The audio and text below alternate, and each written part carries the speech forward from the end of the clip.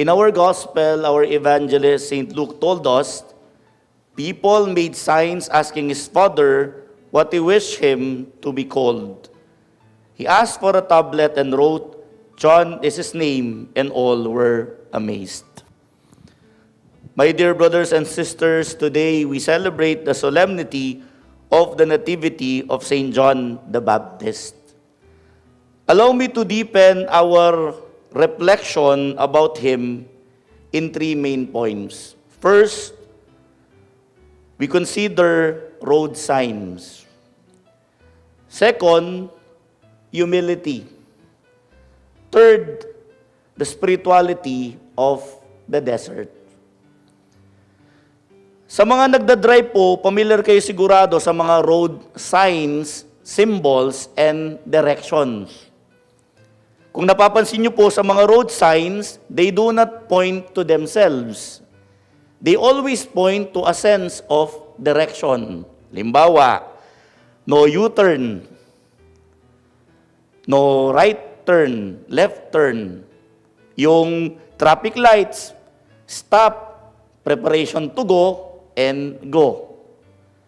Kung pupunta ka sa NLEX, basically, makikita mo yung mga road directions, di ba? Bawa kung galing ka ng San Fernando, mag-enter ka ng NLEX, ano yung next mong exit point? San Simon exit. Pag hindi mo tinitignan yung mga 2 kilometers, San Simon exit, 500 meters, pag di ka nagpo-focus doon, lampas ka. Saan ka na mag-exit? Pulilan exit na po ang next. Ibig sabihin, ang road signs, symbols, road directions, they do not point to themselves. They point to a sense of direction. That is also St. John the Baptist. In his ministry, people were led to Jesus, not to himself. As a matter of fact, if you will study the 4 Gospels, there are people who considered John the Baptist as the promised Messiah. Pero sinabi niya, no, there is someone greater than me, and I am not worthy even to loose his sandals. Ibig sabihin, unang-una, sa buhay ni St. John the Baptist, tinuturuan tayo na maging malapit kay Jesus. That in our life, we inspire people to be closer to Jesus, to be closer to God. Kung i-reflect kaya natin yung pananalita natin, yung pag-uugali natin, yung buhay natin, nahilalapit ba natin ang tao palapit sa Diyos? Ang buhay natin dapat ay buhay na pagpupuri sa Panginoon, hindi pagsisentro ng ating sarili, hindi pagmamayabang para bagang mas makapangyarihan pa tayo kesa sa Diyos. Pangalawa, ano yung dapat nating i-consider kay St. John the Baptist? Humility. Actually, in John 3, verse 30, sinabi niya, "He must increase, I must decrease." The more we know about God, the more we become successful, the more we should practice humility. Kasi pag mayroon tayong accomplishment, pag mayroon po tayong nagagawa, our tendency is to become self-centered, to focus more on ourselves. Nagkakaroon na tayo ng self-entitlement para bagang nawawala na ang ating pagtingin sa Diyos at nawawala na ang ating pagyapak sa ground. Di ba, ng mga bata tayo, laging sinasabi po ng ating mga magulang, sana habang dumadami ang nalalaman mo, lalo kang magpakumbaba. Lalo kang naka-grounded yung iyong mga paa sa ground. Ibig sabihin, humility. The way to eternal life is by going down, by practicing humility. Ibig sabihin, Sa kababaang loob, doon natin lalong mag-glorify ang Diyos. Diba, sabi nga, we do this for the greater glory of God. Ad maiorem Dei gloriam. Ang lahat ng ginagawa natin, pagpupuri, pagsesentro ng Diyos sa buhay natin. At panghuli, ano ba yung desert? Kung pag-aaralan po natin ang Bible, specifically in the Old Testament and in the New Testament, ang disyerto po ay place of spiritual renewal. Lugar na kung saan magkakaroon tayo ng spiritual renewal. Kung makikita nyo po, si John, di ba, bago siya nagpakita, he stayed in the desert.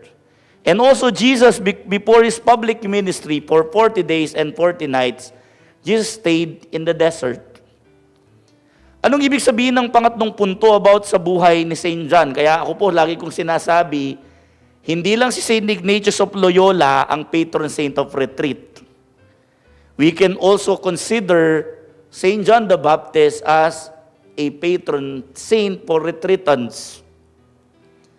Bakit? Kasi importante din, from time to time, tayong mga tao, sa dami ng ginagawa natin, sa dami ng nakaka-stress sa atin, sa dami ng iniisip natin, importante from time to time, we go on a retreat.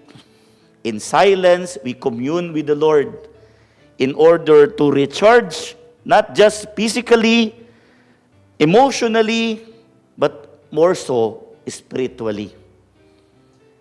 Kaya po, di ba, sa mga eskwelahan, sa mga companies, lalong-lalo na kung Catholic institutions ang mga yan, meron talagang annual retreat. In my case po, dun po sa Bahay Pag-ibig, binalik ko po yung monthly recollection ng mga staff.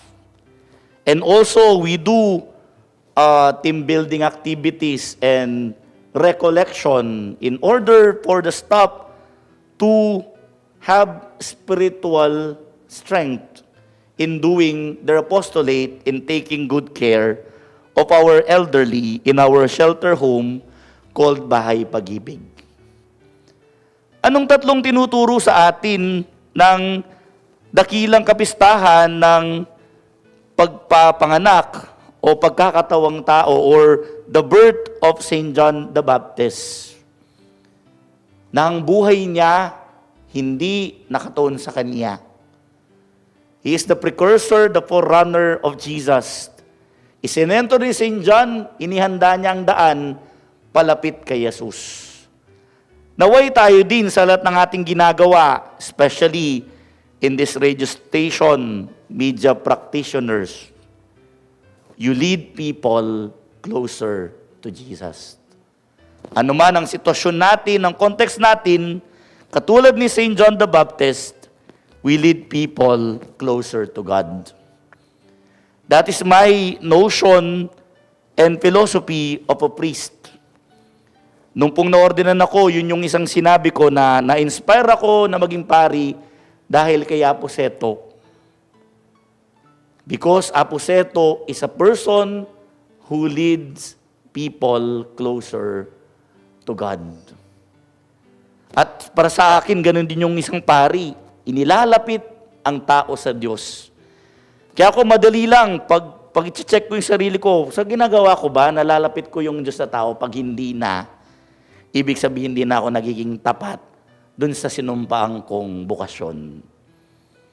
Kaya ako lagi kong dinadasal each day when I wake up, Lord, may I bring people closer to you this day. Ano man yung gagawin kong activity, it's either mag-aanoint ako ng may sakit, pero kung mimit na tao na sa meeting dito sa Bahay Pag-ibig, magmimisa ako, may I bring people closer to you, not to myself. At pangalawa, ang isang taong sumusunod kay Jesus, hindi mapagmataas ang loob, mapagpakumbaba. Katulad ni St. John the Baptist, may we practice humility so that the Lord will increase and we must decrease.